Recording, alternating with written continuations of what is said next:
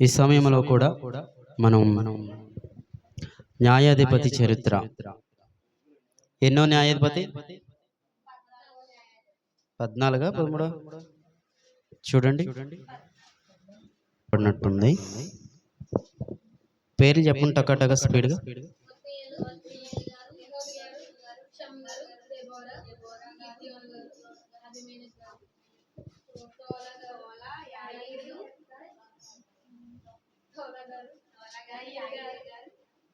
ఎన్ని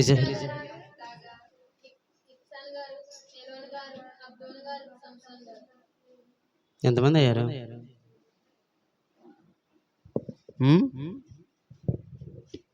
ఎంతమంది అయ్యారు? లెక్క పెట్టారా? టకాటక చదివేశారు. అయితే 14 న్యాయాధిపతి అయినటువంటి ఏలీ గారి గురించి మనం ఈరోజు ఆలోచిద్దాం స్పీడ్గా. కుదిరితే మొత్తం ముగించేసుకుందాం, లేదంటే ఒక భాగాన్ని విందాం. ఏమాత్రం ఆలస్యం చేయకుండా న్యాయాధిపతుల గ్రంథం 16వ అధ్యాయం 31వ వచనం వరకు ఎవరి గురించి మనం ఆలోచించాం? సంసోను గారి గురించి ఆలోచించాం. ఓకేనా?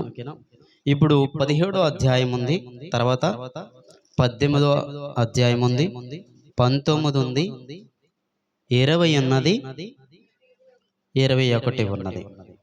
21 తీశారు కదా. 21వ అధ్యాయమును, 20వ అధ్యాయము, 19వ అధ్యాయం. ఎన్ని అధ్యాయాలు? 3 అధ్యాయాలు. ఈ 3 అధ్యాయాలు కూడా ఏంటంటే ఇశ్రాయేలు రాజులు లేని దినాల్లో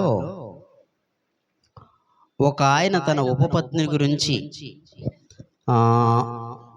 బెత్లెహేంలో నుండి ఒక స్త్రీని తనకు ఉపపత్నిగా తెచ్చుకొనగా, అంటే ఉపపత్ని గురించి అన్నమాట ఈ 3 అధ్యాయాలు న్యాయాధిపతులు. తర్వాత 18, 17 ఉన్నాయి కదా. ఈ 18, 17 ఎవరి గురించి అని మీరు ఆలోచించినప్పుడు మేకా గారి గురించిని, యోనాతాను గురించి అన్నమాట. 16వ అధ్యాయం వరకు న్యాయాధిపతులు సంసోను గారు వరకు, 17, 18 ఏమో మేకాను, యోనాతాను గారు, ఈ 2 అధ్యాయాలు. తర్వాత 19, 20, 21 ఎన్నయ్యి? 3. ఈ 3 కూడా బెత్లెహేములో ఉన్నటువంటి ఒక వ్యక్తి ఉపపత్ని గురించి జరిగిన సందర్భం. ఇక్కడతో న్యాయాధిపతులు అయిపోయింది. నెక్స్ట్ ఏంటి గ్రంథం? రూతు గ్రంథం. ఈ రూతు గ్రంథం ఈ స్టోరీ ఎప్పుడు జరిగిందంటే, రూతు గారి సందర్భం యహూదు లేక షమ్గారు వారి కాలంలో జరిగిందని బైబిల్ పండితుల అభిప్రాయం అనమాట. ఈ రూతు గ్రంథం అయిపోయింది. రూతు గ్రంథం ఎన్ని అధ్యాయాలు? రూతు గురించి తెలుసు. ఎన్ని అధ్యాయాలు? 4 అధ్యాయాలు అయిపోయింది. ఇప్పుడు 4 అధ్యాయాలు దాటుకుని తర్వాత సమూయేలు మొదటి గ్రంథం కనపడుతుంది మనకి. ఏం కనపడుతుంది? సమూయేలు మొదటి గ్రంథం కనపడుతుంది. ఇప్పుడు మొదటి అధ్యాయము, 2వ అధ్యాయం, 3వ అధ్యాయం, 4వ అధ్యాయం, 4 అధ్యాయాలు మనము ఆలోచించబోయేటువంటి ఏలీ గారి యొక్క చరిత్ర ఇది. ఎన్ని అధ్యాయాలు? 4 అధ్యాయాలు. మొదటి సమూయేలు గ్రంథం మొదటి అధ్యాయం, 2వ అధ్యాయం, 3వ అధ్యాయం, 4వ అధ్యాయం, 4 అధ్యాయాలు అన్నమాట. అయితే సమూయేలు గారు మొదటి గ్రంథం అని చెప్పబడింది కానీ ఏలీ గారు సమూయేలు గారి కంటే ముందున్నవారు. సంసోను గారి తర్వాత ఇశ్రాయేలీలకి 40 సంవత్సరాలు న్యాయాధిపతిగా ఉన్నాడు. ఎవరు? ఏలీ గారు. రాసుకునేవాళ్ళు. ఓకేనా? ఇశ్రాయేలుకి సంసోను గారి తర్వాత కొన్నేళ్ల తర్వాత 40 సంవత్సరాలు ఏలీ గారు న్యాయాధిపతిగా ఉన్నాడు. ఇశ్రాయేలుకి ఎన్ని సంవత్సరాలు? 40 సంవత్సరాలు. ఆ 40 సంవత్సరాల న్యాయాధిపతుల చరిత్ర ఎక్కడ కనిపిస్తుంది అంటే, మొదటి సమూయేలు గ్రంథం మొదటి అధ్యాయం, 2వ అధ్యాయం, 3వ అధ్యాయం, 4వ అధ్యాయంలో ఈ యొక్క ఏలీ గారి చరిత్ర కనిపిస్తుంది. అయితే ఈ 4వ అధ్యాయంలో 4 అధ్యాయాల్లో సమూయేలు గారు కూడా మనకు పరిచయం అయిపోతారు. బాగా ఆలోచించాలి, మనసు పెట్టండి. తర్వాత ఈ న్యాయాధిపతి ఎవరైతే ఉన్నారో మనం ఆలోచించబోయే న్యాయాధిపతి పేరేం పేరు? ఏలీ గారు. ఈయన న్యాయాధిపతి ప్లస్ యాజకుడు కూడా. న్యాయాధిపతి ప్లస్ ఈయన యాజకుడు, 2 అన్నమాట, 2 స్థానాలు. యాజకుడు అంటే లేవి గోత్రాలకు సంబంధించిన వాళ్ళే యాజకత్వం చేస్తారు. అది గుర్తుపెట్టుకోండి. యాజకులు అంటే ఎవరు? ఏ గోత్రానికి సంబంధించిన వాళ్ళు? లేవి గోత్రానికి సంబంధించిన వారే యాజకత్వం చేస్తారు. ఇతను ఎన్ని సంవత్సరాలు న్యాయాధిపతిగా చేశాడు? 40 సంవత్సరాల న్యాయాధిపతి ప్లస్ యాజకుడు. 2 స్థానాలలో న్యాయం చేస్తూ, అంటే 2 స్థానాల్లో తన జీవితాన్ని కొనసాగించాడు. 98వ సంవత్సరాన చనిపోయాడు. ఎవరు? ఏలీ గారు. మరలా చెప్తున్నాం స్పీడ్గా. 40 సంవత్సరాలు పరిపాలించాడు, యాజకుడు ప్లస్ న్యాయాధిపతి. సమూయేలు మొదటి గ్రంథంలో 4 అధ్యాయాలు ఆయన చరిత్ర ఉంటుంది. అయితే ఆయనకు ఎంత వయసు? అంతా 98 సంవత్సరాలు వచ్చినప్పుడు ఆయన చనిపోయాడు అనమాట. ఇదే ఏలీ గారి చరిత్ర. అయితే మరి ఈ 4 అధ్యాయాల్లో ఏముంది మనం చాలా స్పీడ్గా మనం ఆలోచిద్దాం. దానికంటే ముందు చిన్న క్లారిటీ ఏంటంటే, సమూయేలు మొదటి గ్రంథం మొదటి అధ్యాయం, సమూయేలు మొదటి గ్రంథం మొదటి అధ్యాయం తీసారా? 3వ వచనం చదువుతాం.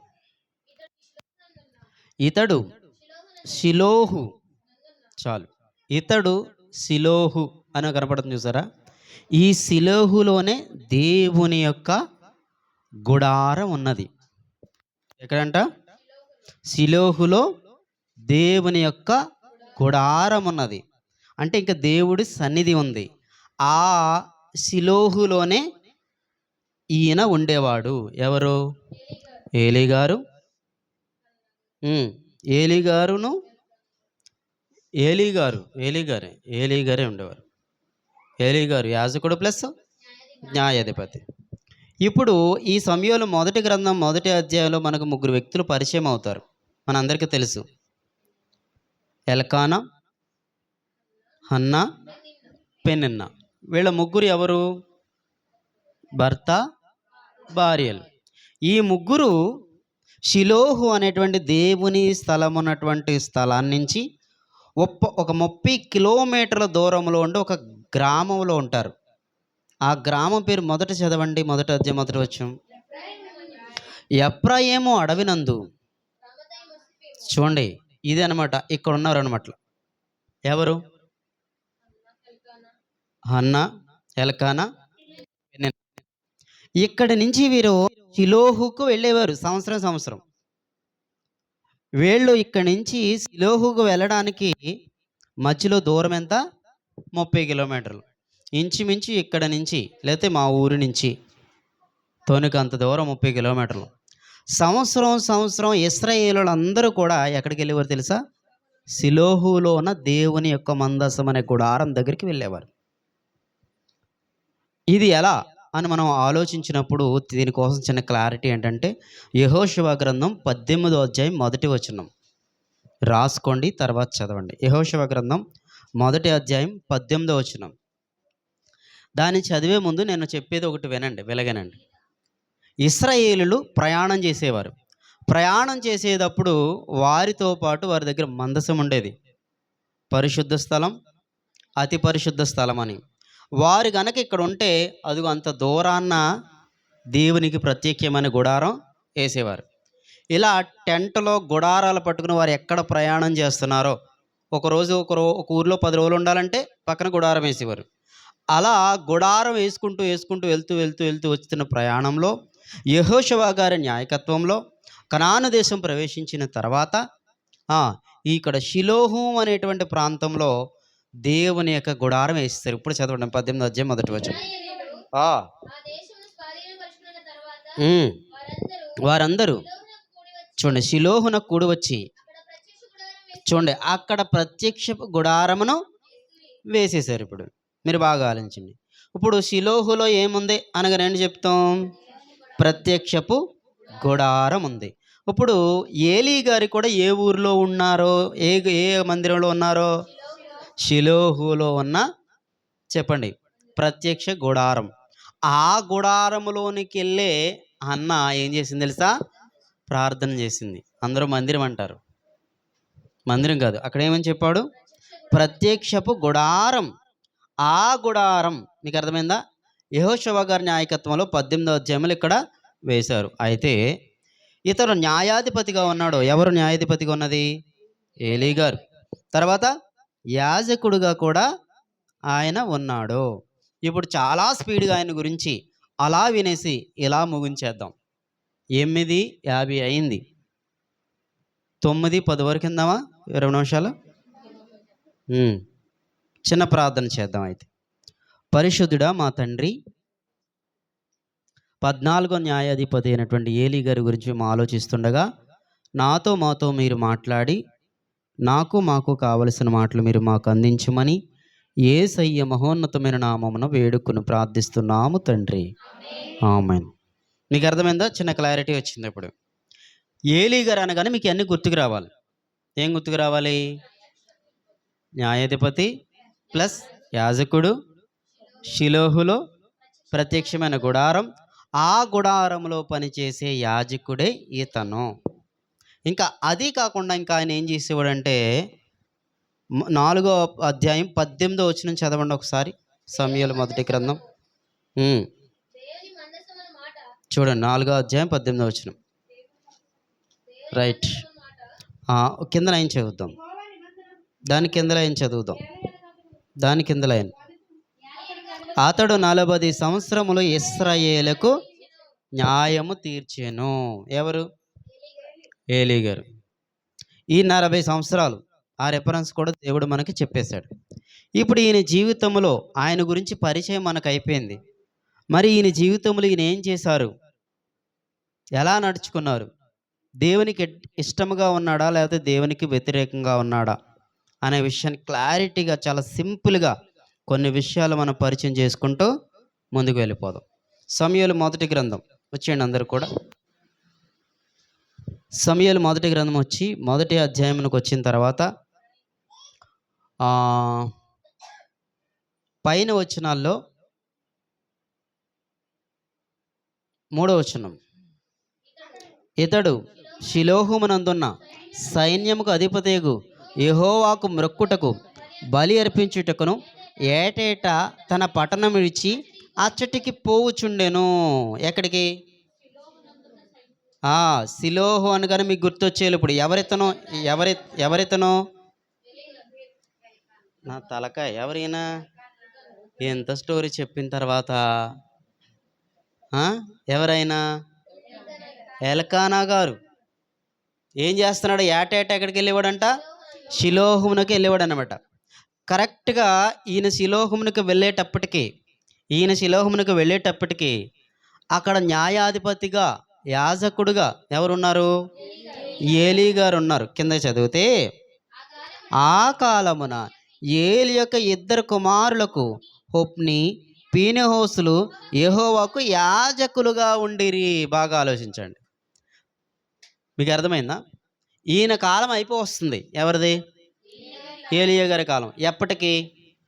సమూయేలు గారు ఇంకా పుట్టక మునుపటించి కూడా పుట్టలేదు అప్పటికి. ఎవరు? సమూయేలు గారు పుట్టలేదు. ఇప్పుడు సమూయేలు గారి తల్లి హన్న, తండ్రి ఎల్కానా గారు ప్రయాణం ఏటేటా ఎక్కడికి చెప్పండి? ఈ ఏలీయా గారి దగ్గరికి ఏటేటా. ఎక్కడికి? ప్రత్యక్ష గుడారం దగ్గరికి. ఊరి చివర వెలుపల పాళెం వెలుపట వేసేవారు గుడారం. అక్కడికి వెళ్ళేవారు, ఏటేటా అక్కడికి వెళ్ళేవారు. కరెక్ట్గా వీళ్ళు వెళ్ళేటప్పటికీ ఆ కాలమున ఇశ్రాయేలులకు ఏలీ కుమారులు ఏం పేర్లు? హొఫ్ని పీనెహాసులు యెహోవాకు యాజకులుగా ఉన్నారు. మీకు అర్థమైంది? ఒక క్లారిటీ వస్తుంది. ఎప్పుడైనా సమూయేలు గారి గురించి తెలుసుకున్నప్పుడు సమూయేలు గారి కాలంలో యాజకులు ఎవరు, న్యాయాధిపతి ఎవరు, వాళ్ళ తండ్రి ఏం చేశాడు అన్నది మనకు అర్థమైపోద్ది. ఇప్పుడు కింద చెప్తున్నాడు చూడండి. ఎల్కానా ఉమ్, ఉమ్, ఉమ్, ఉమ్, చాలు చాలు. తర్వాత ఇప్పుడు అదే మొదటి అధ్యాయంలో 17 వచనాన్ని మనం చదువుదాం. ఇప్పుడు అంతట ఏలి నీవు క్షేమంగా వెళ్ళుము అంటున్నాడు. నువ్వు క్షేమంగా వెళ్ళు నిష్టమాట. ఇశ్రాయేలు దేవునితో నువ్వు చేసుకున్న మనవిని ఆయన నీకు దయచేయును గాకని అని ఆమెతో చెప్పగా. అంటే ఏం జరిగింది ఇక్కడ? ఇదంతా తెలుసు మీకు. ఎవరో ఆ హన్నా గారు వెళ్ళి అక్కడికి వెళ్ళి ప్రార్థన చేస్తుంటే నోరు ఒకటే మెదుపుతుంటే మత్తులో తాగేసిందేమో. మత్తు తీసుకునని, అమ్మ మత్తులోంచి బయటకు వచ్చాయమ్మా, నిద్రలోంచి అమ్మ నిద్రపోకో నీకు చెప్పేది అన్నట్టుగా ఆయన అలాగ అనేటప్పటికీ, అయ్యా నన్ను మామూలుగా చూడకు, నేను పనికిమాల దాన్నిగా నన్ను ఎంచొద్దు, నేను మంచిదాన్ని, ఇదిగో నాకు వచ్చిన రోదన నిమిత్తం నీ సన్నిధిలో నేను ఇలా మొరపెడుతున్నాను అన్నప్పుడు ఏలీ గారు అన్నారు, ఏమన్నారు తెలుసా?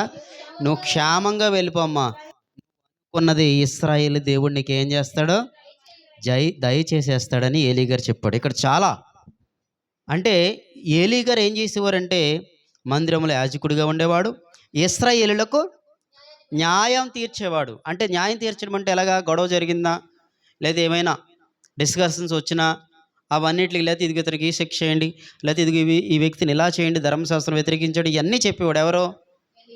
ఏలియా గారు. కరెక్ట్గా ఏలీ గారి కాలంలోనే మరో ఆయన తర్వాత రాబోయే న్యాయాధిపతి యాజకుడైన సమూయేలు గారు రాబోతున్నాడు. అంటే ఈ 4వ అధ్యాయంలో 2 న్యాయాధిపతులు మనకు పరిచయం అయిపోతారు. ఎవరు? సమూయేలు గారు, ఏలీ గారు. ఇప్పుడు మరలా ఇంకో మాటను మనం ఆలోచించినప్పుడు 25 చదవండి. వారు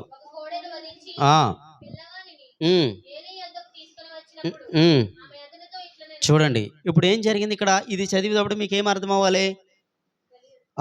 ఇది జరిగేటప్పటికి ఇది చదివేటప్పుడు మీకు ఏం అర్థమైంది? అన్న ఇంటికి వెళ్ళిపోయింది, ఎలకానా కూడా వెళ్ళిపోయారు, సమూయేలు గారు పుట్టేసిన తర్వాత పాలు విడిచేంత వరకు తన దగ్గర ఉంచుకుంది. పాలు విడిచేసిన తర్వాత తీసుకొచ్చేసింది ఎక్కడికి?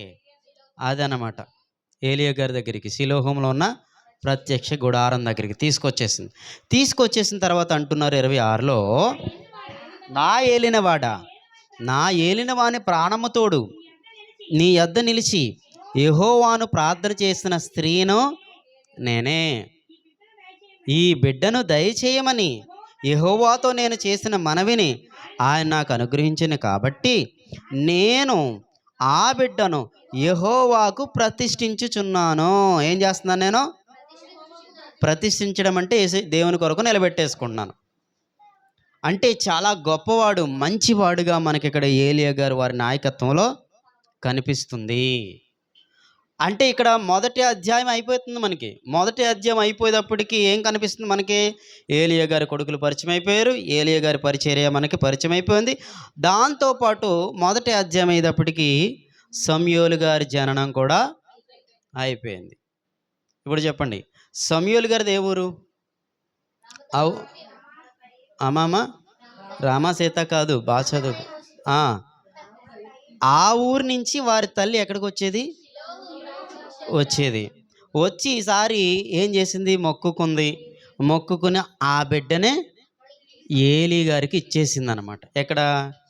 షిలోహులో ప్రత్యక్ష గుడారం యొద్ద ఏలీ గారి దగ్గర శిష్యుడిగా జాయిన్ అయిపోయిన ఆయనే సమూయేలు గారు.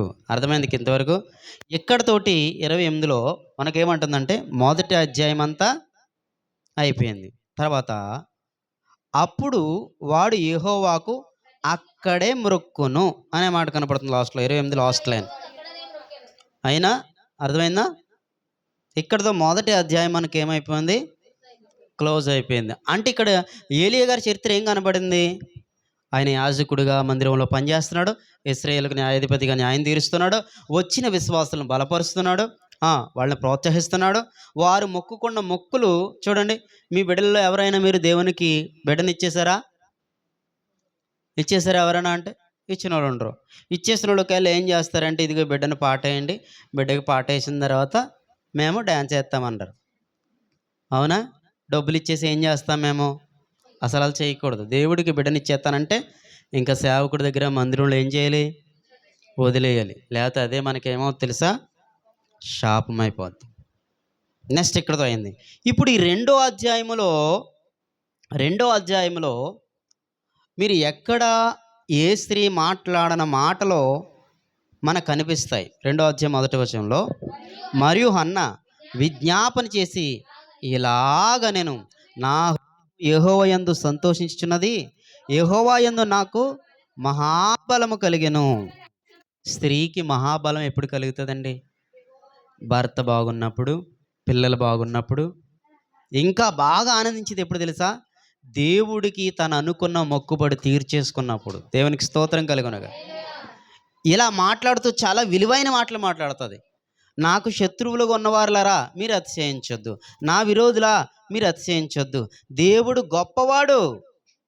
చూడండి ఏమంటూ మాట్లాడుతుందో తెలుసా? 5వ వచనంలో, తృప్తిగా భుజించిన వారు అన్నము కావాలని, చూడండి కడుపు నిండా తింటున్నానని మీరు ఉర్రేగలెత్తుతున్నారా?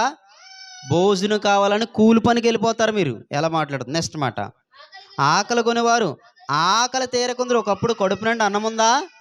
లేకుండా అయిపోతారు మీరు. నెక్స్ట్, గొడ్రాలు 7 పిల్లలను కనును. చూడండి గొడ్రాలు అంటున్నారు మీరు. దేవుడు తలుసుకుంటే 7 పిల్లల్నే. 7 పిల్లలు అంటే అర్థం ఏంటి? 7 అంకె సంపూర్ణ గుర్తు. దేవుడు తలుసుకుంటే ఆ కార్యాన్ని చేయగలడని తన సంతోషముతో విజ్ఞాపన చేస్తుంది. అసలు ఒకవేళ పిల్లలు ఉన్నారని మీరు సంతోషిస్తున్నారా? నెక్స్ట్ మాట, అనేకమైన పిల్లలు కనేది కృషించిపోవును. చూడండి ఇంకా చాలా మాటలు ఉంటాయి వద్దు కానీ, అంటే ఒక స్త్రీ మాట్లాడుతున్న ఒక విలువైన మాటలు, సత్యాన్ని తెలుసుకుంది, చాలా ద్వేషించబడింది, చాలా బాధలు అన్నారు. బాధల మాటలు అన్న వాళ్ళు అందరూ నోరులు మూయించాడు నా దేవుడని సంతోషిస్తుంది అనమాట. ఎంతవరకు సంతోషించిందంటే 11వ వచనం చదవండి.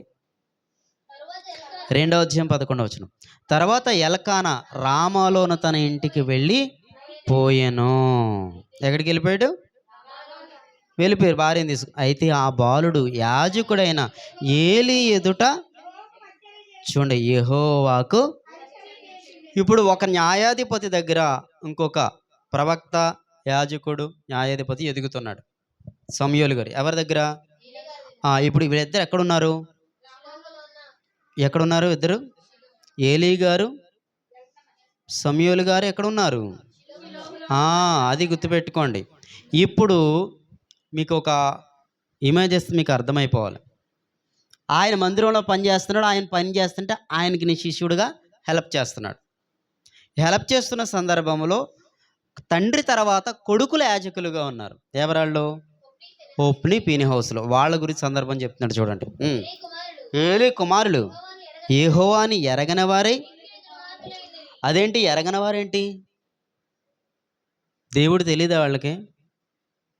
యాజకులు అంటే పాస్టర్ గారికి దేవుడు తెలియదా? మీకు అర్థమైంది అక్కడ ఏం మాట ఉంది చూడండి. ఏలీ కుమారులు యెహోవాని ఎరగని వారై. చూడండి యెహోవా మహాబలము, గొప్ప బలము ఎవరు ఎరిగారు? రైట్ ఆన్సర్, కరెక్ట్గా చెప్పు. ఎవరు ఎరిగారు? అన్నా ఎరిగింది. ఆయన ఎంత గొప్ప బలవంతుడో అంటది 2వ వచనంలో, యెహోవా వంటి పరిశుద్ధ దేవుడు ఒక్కడు లేడని స్త్రీ మాట్లాడింది. ఎవరికైనా ఇలా వాక్యం చెప్పావు? ఓ స్త్రీ ఎవరి దగ్గరికైనా వెళ్ళి యెహోవా తప్ప పరిశుద్ధుడైన దేవుడు ఎక్కడ లేడని ఎక్కడైనా సరే ఇంత బల్లగుద్ది వాక్యాన్ని ఎక్కడైనా చెప్పావా? చెప్పి ఎక్కడైనా దెబ్బలు తిన్నావా? సువార్త కోసం లేదు. భర్తతో బొంత మీద బొంతమని రాయి మీద ఉతికేస్తున్నట్టు దెబ్బలో, అత్తగారితో దెబ్బలో, లేకపోతే నీ కోడలుంటే కోడలకు దెబ్బలో. కానీ ఈ మాట పలికావా? అన్నాలాగా దేవుడి కోసం నిలబడ్డావా? ఎంత మంచి మాట అంటుంది అసలు. ఏమంటుంది అసలు? పరిశుద్ధ దేవుడు ఒక్కడం లేడు, నీవు తప్ప మరి ఏ దేవుడు లేడు, మన దేవుని నుండి ఆశ్రయదుర్గం ఏదియో లేదు. ఇలా ఎంత ధైర్యంగా ఎవరైనా చెప్పగలరా స్త్రీలు? స్త్రీలను ప్రశ్నిస్తున్నాను నేను. ఇలా అనగలరా? ఆ దేవుణ్ణి ఆమె ఎరిగింది. ఎరిగితే ఇలాంటి మాటలే వస్తాయి. ఎంతసేపు పప్పు లేదు, ఉప్పు లేదు. చెప్పలేదు. చెంబు లేదు, సాంబార్ లేదు. చాట లేదు, సీపురు లేదు. ఇంకా తర్వాత ఇల్లు లేదు, వాకిలు లేదు. ఫ్రిడ్జ్ లేదు, వాషింగ్ మెషిన్ లేదు. తర్వాత ఆ! ఫ్యాన్ లేదు, కుర్చీ లేదు, సోఫా లేదు. ఇలాగే నువ్వు నిజమైన మగోడవైతే సాయంత్రానికి సోఫా తీసుకొచ్చే. ఎందుకు? ఎవరికి చెప్తారు? తండ్రికి చెప్పండి, తల్లికి చెప్తారు. కొత్తగా పెళ్ళయి మన ఊరు నుంచి మన సంఘానికి వచ్చేటువంటి ఒక బిడ్డ వాళ్ళ ఆవిడని తీసుకుని ఊరెళ్ళాడు. ఊరెళ్ళిన తర్వాత ఒక రాత్రి పండగ వస్తుంది. ఏమేమి పండగ అది? 3 రోజుల పండగ. పండగ వస్తే వెళ్ళారు. అయిపోకి వెళ్ళాలి కదని అయిపోకి వెళ్ళారు. వెళ్ళి వచ్చేసేటప్పుడు రోడ్డు మీద కూర్చొని ఇలా ఆవిడ తెగ ఏడ్చేస్తుందంట అలా అమ్మని. ఎందుకు ఏడుతున్నావు అంటే, ఈయన ఇలాగే చూస్తున్నాడంట. అలా డానీలాగా అసలు ఏమి ఎరగనట్టు, అసలు మంచిలు నవ్వులుతుంటే నలుగుతలేదు అన్నట్టుగా అలా చూస్తున్నాడంట. ఏడ్చేస్తుందంట.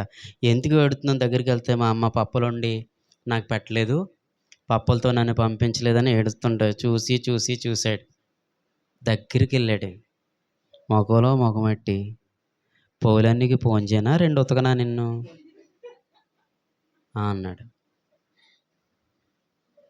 ఇంక లేచి నిలబడి ఇలా చూసి, మనం మారిపోయాం కదా, మారిపోయామైతే అని అన్నది. ఇంకా మెదలకుండా ఇంట్లోకి వెళ్ళిపోయారంట. వెళ్ళిపోయిన తర్వాత ఆయన నాకు ఫోన్ చేశాడు.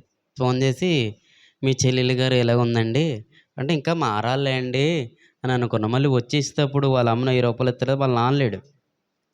వాళ్ళ అమ్మను 1000 రూపాయలు ఎత్తలేదని అడిగిందంట. ఇంకోసారి అడిగిదామని ఇలా చూసేటప్పటికి గుర్తొచ్చేసిందంట. అంటే నేను చెప్పేది ఎందుకు చెప్తున్నానంటే, ఇప్పుడైతే చాలా అద్భుతంగా ఉన్నారు. భార్య భర్తలు ఇద్దరు కూడా వాక్యాన్ని ప్రకటిస్తున్నారు. దేవుని కోసం బలంగా వాడబడుతున్నారు. దేవునికి స్తోత్రం కలుగును. మన మార్పు దేవుడికి చెప్పండి సంతోషాన్ని, గర్వాన్ని తీసుకురావాలి. స్త్రీలో మార్పు. ఈ హన్నాకు తెలిసింది, ఎవరికి తెలియలేదంట? యాజకుడు, న్యాయాధిపతి కొడుకులకు తెలియలేదు అంటారంట.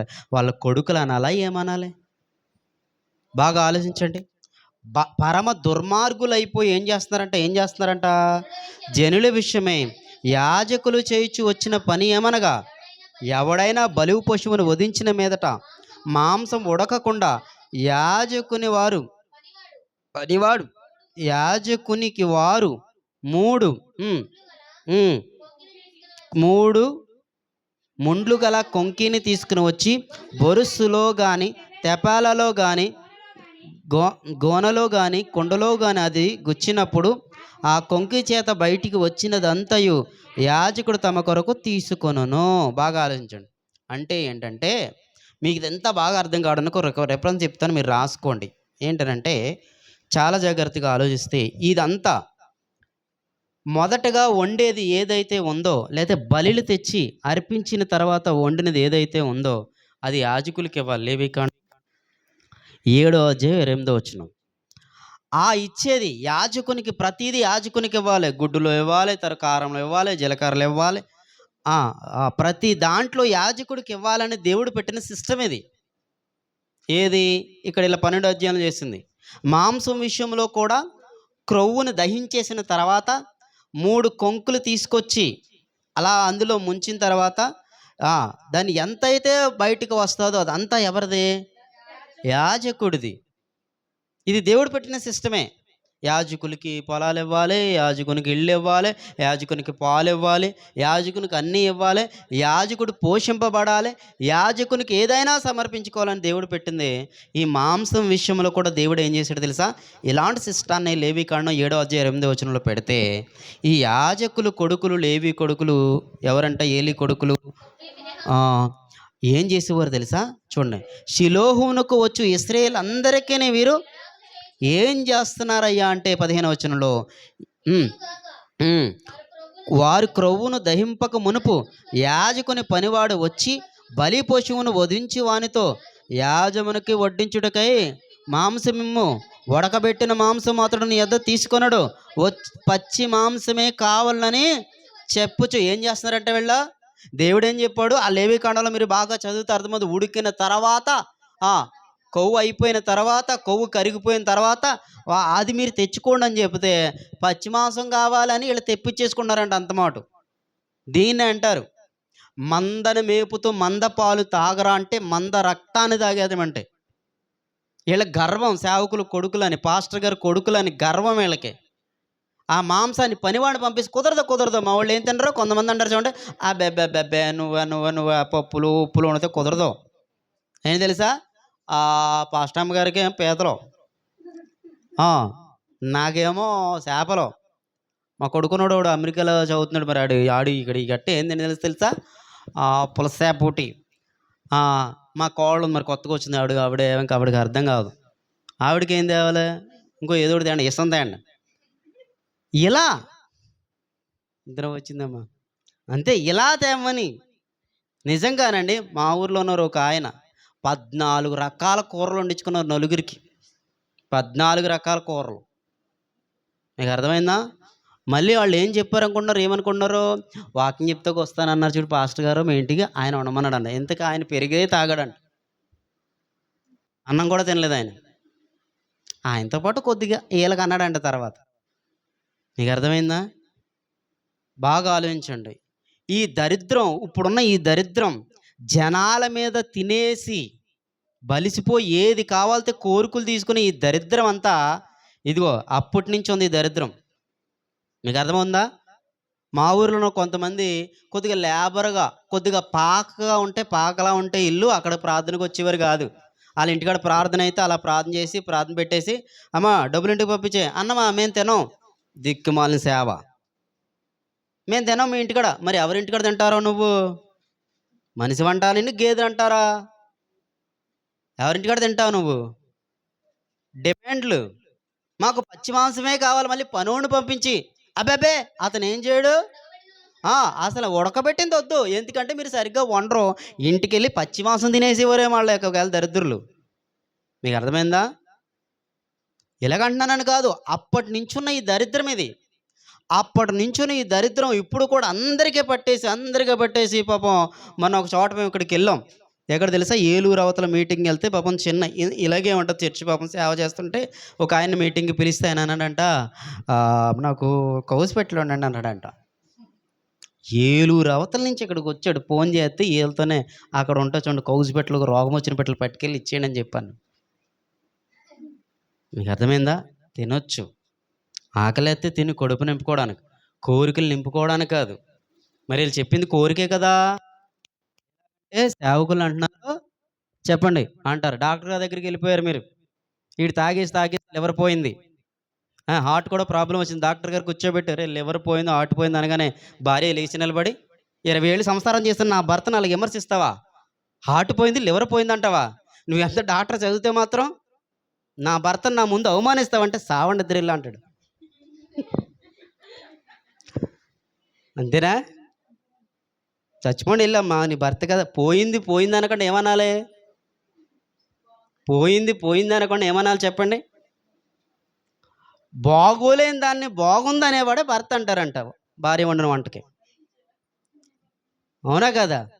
ఫస్ట్ టైం చేస్తాను ఎలా ఉందనగానే ఒకటే మాట, ఏంటి చాలా బాగుంది. మళ్ళీ ఇది వండుతానంటే ఏమంటాడు చెప్పండి? నవ్వుతున్నాం కానీ ఆ దరిద్రం ఇలా పట్టేసింది. అక్కడేమో సమర్పణ కలిగినటువంటి బిడ్డల తల్లులు వచ్చి సమర్పిస్తున్నారు షిలోహంలో. ఈ కొడుకులు ఏం చేస్తున్నారో, ఇప్పుడు కూడా సేవకులు కొడుకులు ఎక్కడ ఉంటున్నారో, వీళ్ళు సేవ చేస్తుంటే అమెరికాల్లోనూ ఎక్కడోనో చదువుకుని పెద్ద పెద్ద జాబులు చేస్తూ డాక్టర్లు అయ్యి, ఇంజనీర్లు అయ్యి, దేనికోసం? సేవ కంటే విలువైన జాబ్ ఏదైనా ఉందా? సేవ కంటే బలమైన జాబ్ ఏదైనా ఉందా? సేవను మించింది ఈ జీవితంలో ఈ ప్రపంచంలో విలువైనది గొప్పది ఏదైనా ఉందా? లేదు. మరి ఏం చేస్తున్నారు ఇప్పుడు? ఈ లోకంలో ఉన్నతమైన స్థితిలో ఉండాలి, 10 మంది నా బిడ్డల గురించి చెప్పుకోవాలి. ఇది కరెక్ట్ కాదు. ఏలి ఎంత మంచోడు, ఎలాంటి తల్లులు వస్తున్నారు ప్రార్థనకి? సమర్పణ కలిగిన తల్లులు వస్తున్నారే. బిడ్డల్ని ఆ మందిరంలో అప్పగించేసి, ప్రత్యక్ష గుడారంలో అప్పగించి వెళ్ళిపోతున్నారే. అంత మంచి సమర్పణ కలిగిన తల్లులు వచ్చేటువంటి వాళ్ళని నడిపించే తండ్రిగా ఉన్న ఏలియాకి ఎలాంటి కొడుకులు ఉండాలి చెప్పండి? ఎలాంటి కొడుకులు ఉండాలి? ఉండాలా? నేను ముగిస్తున్నాను చూడండి. పచ్చి మాంసమే కావాలంటే తర్వాత ఈ క్షణమందే వారు క్రొవ్వును దహింతురు. తర్వాత నీ మనసుకు వచ్చినంత మట్టుకు తీసుకుని వచ్చినాను వానితో ఆ మనిషి చెప్పిన ఎడల వాడు గొడవ ఇక్కడ. ఓ ఉండవయ్యా ప్లీజ్, దేవుడు చెప్పాడు కదా, లేవికాండం 7వ అధ్యాయం 8వ వచనం 28వ వచనం చెప్పాడు కదా, ఉడకబెట్టేసి నీకు వెంటనే ఇచ్చేస్తారు అనగానే అలా కుదరదా? మా పాటర్ అంటే పాటర్ అన్నాడంటే ఏం చేయాలి? అలాంటి వాళ్ళు లేరనుకుంటున్నారు ఇప్పుడు మీరు. ఎంతమంది ఉన్నారు మీకు తెలవక? మీకు తెలవక బోల్డ్ మంది ఉన్నారు. కుదరదంట.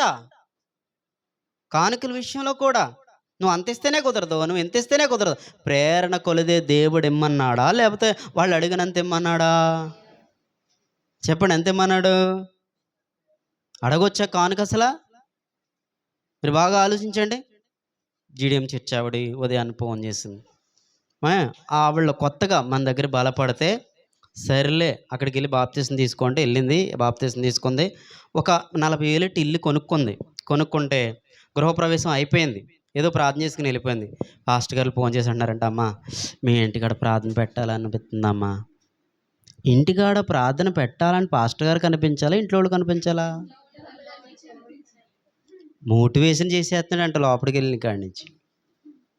పెట్టాలనిపించేది, నాకు పెట్టాలనిపిస్తుంది. మరి మీ సంఘంలో చాలా పేదోళ్ళు ఉన్నారు కదా, బియ్యం పుచ్చిపోతున్నాయి కదా, విధవరాలకి సరిగా పెన్షన్ లేక ఇదైపోతున్నారు కదా, వాళ్ళకి పంచిపెట్టనంటే లేదు దేవుడు ప్రేరణ ఇచ్చాడు. ఏం చేయమన్నాడు?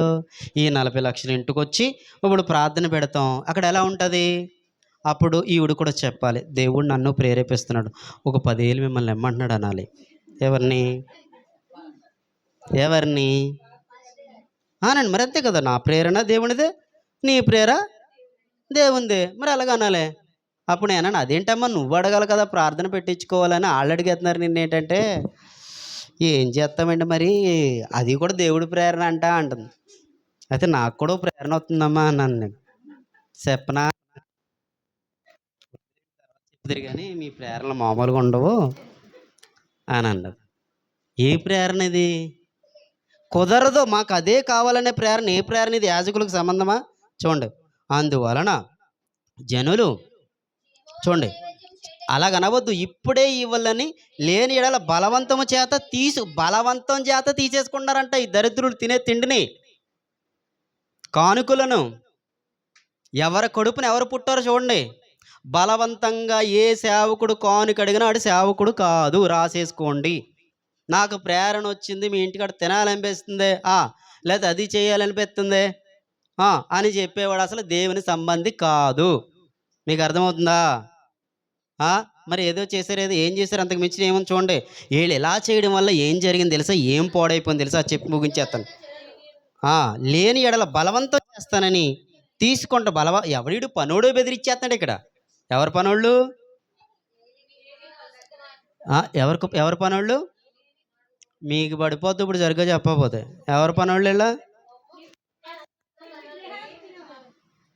అప్పప్పుడు తాంటాను ఉప్పేటి ఏలీ గారికి కుమారులు పనోడు ఇక్కడ ఏం చేస్తున్నాడు? ఒక్కొక్క పాస్టర్లు చూసావా, ఫోన్ చేస్తే ఏమంటారు తెలుసా? మా పిఏ మాట్లాడతాడండి, ఆ పిఏకి ఇస్తా. సరే ఇక్కడ మీటింగ్ కట్టాలనుకుంటున్నా, ఎంతేనంటే నాకు 60,000 కానుక రావాలి, కానుక ఇవ్వాలి, షూట్ రూమ్ తీయాలి, ఇంకా అన్నీ కూడా నాకు ముందు ఫోన్పే చేసేయాలి. 50,000 10,000 అక్కడికి వచ్చిన తర్వాత చేతిలో పెట్టాలి. నువ్వు ఏంటో దోసేసుకున్నావా, ఏం చేస్తున్నావు? ఏదో యూట్యూబ్లో కనపడుతున్నావా అని ఏదో 4 మాటలు చెప్పి నేనే స్తుతి నైవేద్యంగా పిలిచాను ఒక సేవకుడిని. ఈ కథలు కూడా కాదు, నువ్వు కనపడుతున్నావని నలుగురు నీ వెనకాల తిరుగుతున్నారని, కొంతమంది మారుతున్నారని ఆ వీడియోలు చూసి నేను వాక్యం చెప్తాక రమ్మంటే నువ్వు డిమాండ్ చేస్తావా? అంటే దీన్ని ఏం చేస్తారు? దరిద్రంగా అప్పుడే వీళ్ళ కొడుకులు మారిపోతే జనాలకి ఏం చేయాలి అర్థం అవట్లేదు. చూడండి, ఆ మాట చదివండి, ముగించేద్దాం. ఎందువలన ఇప్పటిదాకా విన్నారు కదా, ఒప్ని పీని హౌసులు చేసిన బలవంతపుడటువంటి ఏంటి తెలుసా? ఆ క్రియల వలన భయంకరమైనటువంటి ఆ పరిస్థితులు పనుడు వచ్చి బెదిరించేస్తున్నాడంట. ఇప్పుడు ప్రతి పాస్టర్కి పిఏ, ప్రతి పాస్టర్కి సెక్యూరిటీ. ఎవరు పెట్టుకోమన్నారు సెక్యూరిటీలని? దగ్గరికి రానివారు గెంటేస్తారు. ఎవరు పెట్టుకోమన్నారు అసలు? ఎవరు మీరంతా? ఎవర్రా మీరంతా అంటారు. వీడియో ఒకటి తెలుసా? ఎక్కడి నుంచి వచ్చార్రా మీరు? సేవ. ఎలా చేస్తున్నారు సేవ? ఛ! మనమే ఇంత బాధ కలిగిపోతే దేవుడు ఎంత బాధపడతాడు. జనాలు ఏం చేశారు చూడండి. అందువలన జనులు యెహోవాకు నైవేద్యం చేయుట యందు ఏమైపోయారు? దేవుడికి ప్రార్థన చేయాలి, నైవేద్యం పెట్టాలంటే అసహ్యం పడిపోయారంటే ఎవరిని బట్టి అసహ్యపడిపోయారు? నువ్వు సేవకుడివైతే నీ దగ్గరకొచ్చే విశ్వాసులు నువ్వు అడిగేటువంటి పరిస్థితులను, కానుకలను బట్టి, నువ్వు చేసే పనులు, నువ్వు జీవించే విధానాన్ని బట్టి దేవుడికి నైవేద్యం పెట్టకూడదని అసహ్యం చేసుకున్నారు. ఎవరిని అసహ్యం చేసుకున్నారు? ఈరోజు కూడా అంతే. సేవకులు సరిలేరు కాబట్టి వీళ్ళు వాక్యాన్ని ప్రేమించకుండా, వాక్యాన్ని ఆ, అనుసరించకుండా ఏం చేస్తున్నారు తెలుసా? దేవుడి నైవేద్యాన్ని మీద అసహ్యపడిపోయారంట. ఆ యవనులు కారణమైపోయారు గనుక వారి పాపం యెహోవా సన్నిధిని బహు గొప్పదైపోయింది. ఎవరి పాపం? ముగించేస్తాను వినండి. ఎవరి పాపం? తండ్రి ఏం చేస్తున్నాడు అక్కడ? గుర్తుపెట్టుకోండి. ఏ సేవకుడైనా పరిచర్య చేస్తుంటే వాని కొడుకులు కూర్చొని ఏం చేయాలి తెలుసా? ఏం చేయాలంట? పరిచర్య చేయాలి. దేవుని కొరకు లోబడాలి. లేకుండా ఎక్కడో ఉండి వాళ్ళ ఇష్టానుసారంగా జీవిస్తే అది సేవకుల తత్వము కాదు. దేవుడు అప్పగించిన పని అంతకంటే కదా. వీళ్ళని బట్టి ఎవరి మీద ఎవరికి అసహ్యం వచ్చేసింది? నేను నడిపిస్తున్నానంటే ఇక్కడ చెప్పేసి కౌరులు చెప్పేస్తున్నానంటే నాకు మాదిరి లేకుండా, అమ్మా ప్రిస్కిల్లా మా ఇంటికి వచ్చాను కదా, ఎప్పటి నుంచో కూడా నువ్వు నాకు ఒకటి వండుతావని ఎదురు చూస్తున్నానమ్మా అని చెత్త కోరికను తీర్చుకునేలా నాకు ఉండకూడదు. నీకు కుదిరితే ఏం చేయాలి? వండాలి, పెట్టాలి. లేదంటే కానుక కూడా బలవంతంగా ఆడకూడదు. ఓ పాస్టర్ గారు అంట, తమ్ముడు వెళ్తున్నాను తమ్ముడు. తమ్ముడు వాక్యం అంటే ఏంటి? తగ్గొద్దు తమ్ముడు, 3 ఏళ్ళకి తగ్గొద్దు. సేవండి. ఇలా చెప్పేవాళ్ళ దగ్గరికి ఎవ్వరు రారు. అమ్మా చూడు, నీకు నీకు పెళ్ళి అవ్వలేదు కదా, నీ భర్త కనపడుతున్నాడు ఖచ్చితంగా. Government employee. ఖచ్చితంగా నీకు ఈ తూర్పు ఎంపు నుంచి ఇదిగో ఆ పెళ్లి కొడుకు వస్తాడు. ఎందుకు? గవర్నమెంట్ ఎంప్లాయ్ అంటే ఎప్పుడు డ్రింకర్ అనమాట. ఇలాంటి వాళ్ళు మనం ఏం చేస్తాం? ఇది ఎమ్మర్సన్ కాదు. ఆ రోజు గనక సరైన వాక్యం చెప్పేవాడు ఉంటే వీళ్ళిద్దరిని ఇలాగే అడుగుదుడు. ఎవరిని? ఓ ప్రీపీనే హౌస్లు. ఇక్కడతో ఆపుతాం, ప్రార్థన చేద్దాం. సరైన వివరణ గురువారం విందాం. ప్రార్థన చేద్దాం. అర్థం కాని వాళ్ళు దేవునికి స్తోత్రం చెప్పండి గట్టిగా. దేవునికి స్తోత్రం. అర్థమైన వాళ్ళు చెప్పండి దేవునికి స్తోత్రం. ప్రార్థన చేద్దాం హృదయపూర్వకంగా. మనం మాట్లాడుకున్న మాటలు విమర్శన, హాస్యం కోసం కాదు. ఆ రోజున ఏలీ బిడ్డలు, యాజకుని బిడ్డలు, న్యాయాధిపతి బిడ్డలు యాజకత్వం అనేటువంటి పాత్ర పోషిస్తూ జనులను పాపములో దింపడానికి ఆ యవనస్తులు కారణమైపోయారు.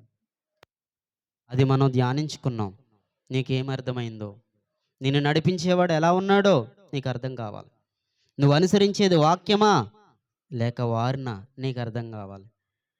ఏలీ గారు ఏం చెప్తున్నారు నీకు పాఠం? నేను మంచివాడినే కానీ నా కొడుకులు ఎందుకు అలాగయ్యారని క్వశ్చన్ చేసాడు మనల్ని. వచ్చే వారం విందాం విలువగా ఏం జరిగిందో. హృదయపూర్వకంగా ప్రార్థన చేద్దాం. పరిశుద్ధుడా మా తండ్రి, దేవా మీకు వందనాలు. ఇదిగో తండ్రి, మిమ్మల్ని నవ్వుతూ చెప్పుకున్నా, ఎవరినో విమర్శించి చెబుతున్నా అని అనుకుంటున్న దేవా, ఈరోజు సేవకులు ఎక్కువ, చాలామంది యాజకులు ఉన్నవారు అలాగే ఉన్నారు. బట్టల్లో వారి విలువ కనపడుతుంది, ఆస్తుల్లో వారి విలువ కనపడుతుంది, తినే తిండిలో వారి విలువ కనపడుతుంది, లగ్జరీ లైఫ్లో వారి విలువ కనపడుతుంది. వారి బిడ్డలు ఉన్నతమైన స్థితిలో చదవాలని, రకరకాలుగా గొప్ప స్థాయిలో ఉండాలని వెళుతున్నారు. కానీ మీ పరిచర్యలో ఉండాలని దేవా ఎవరు అనట్లేదు, అనుకోవట్లేదు. అందుకనే వాళ్ళ కళ్ళ ముందే, వాళ్ళ ఎదుటే దేవా అద్భుతమైన సమూయేలు గారిని మీరు షిలోహోములో మీరు పెంచారు. అందుని బట్టి మీకు స్తోత్రాలు చెల్లిస్తున్నాం. ఈరోజు కూడా సత్యం చెప్పే మీ బిడ్డల పక్షాన మనుషులు లేకపోయినా మీరుండి నడిపిస్తున్నారు. అందుని బట్టి స్తోత్రాలు చెల్లిస్తున్నాం. ఇదిగో తండ్రి, న్యాయాధిపతుల చరిత్రలో రకరకాలుగా మాతో మీరు మాట్లాడుతున్నారు. అందుని బట్టి స్తోత్రాలు. ఇదిగో తండ్రి, ఎవరైతే వచ్చి నీ మాటలు విన్నారో, ఎవరైతే వచ్చి ఇక్కడ కూర్చుని ఉన్నారో, ఎవరైతే ఈ మైక్ శబ్దం ద్వారా ఆలకిస్తున్నారో, అర్థం చేసుకుంటున్నారు, అపార్థం చేసుకుంటున్నారు, ప్రతి ఒక్కరి మనోనేత్రం మీకు మహిమకరముగా వెలిగింపబడును గాక, వాక్యానికి లోబడుదురు గాక. నీ మాటలు వినిపించడానికి కారణమైన కుటుంబాలన్నిటిని దీవించండి. దేవా, ఇశ్రాయేలుని కాపాడు దేవుడు, కునుకడు, నిద్రపోడని సెలవిచ్చావు. దేవా, బిడ్డలు మీరు ఏ అవసరాల నిమిత్తం ఇక్కడికొచ్చారో, ఎవరు ఏ ఇరుకులో ఉందన్నారో, ఎవరు ఏ ఇబ్బందులో ఉన్నారో, ఎవరు ఏ చెప్పుకోలేని పరిస్థితుల్లో ఉన్నారో మాకైతే తెలీదు. సమస్తం ఎరిగిన గొప్ప దేవుడువు. ఆ ఇరుకులు, ఇబ్బందుల నుంచి మీ బిడ్డలకు విడుదల పొందునుగాక. గర్భాలు తెరవబడునుగాక. చెప్పుకోలేని బాధల నుంచి అద్భుతంగా మీ బిడ్డలు విడిపించబడుదురుగాక. వివాహాలు జరుగునుగాక అని వేడుకుంటున్నాం. యథార్థంగా మొరపెడితే ఉత్తరము దయచేస్తానన్నావు. మీ కృపలో మా ప్రార్థన ఆలకించి విన్న వాక్యం మీ పిల్లలు ఫలింప చేయమని, కూడి వచ్చిన ప్రతి తల్లిని, ప్రతి చెల్లిని, తమ్ముడిని పేరు పేరు చెప్పిన దీవించి ఆశీర్వదించమని, ఈ కూడికకు కారణాలవుతున్న కుటుంబాలను కాచి కాపాడమని యేసయ్య మహోన్నతమైన నామమున వేడుకొని ప్రార్థిస్తున్నాము తండ్రి. ఆమేన్. మన తండ్రి అయిన దేవుని ప్రేమ, కుమారుడని యేసుక్రీస్తు వారి యొక్క కరుణ, పరిశుద్ధాత్మ అన్యోన్య సహవాసం కూడిన బిడ్డలకి, కూడి రాని వారికి, సకల పరిశుద్ధులకి, కొవ్వూరులో ఉన్నటువంటి సంఘాలకు, సేవకులకు, విశ్వాసులకు ప్రతి ఒక్కరికి తోడయుండి నడిపించును గాక. Amen, amen, amen. అందరికీ హృదయపూర్వక వందనాలు. మరి సోమవారం చాగల్లో మీటింగ్ ఉంది. మరి గురువారం పగలు ఇక్కడ మీటింగ్ ఉంటుంది. ప్రతి ఒక్కరికి భోజనం ఉంటుంది.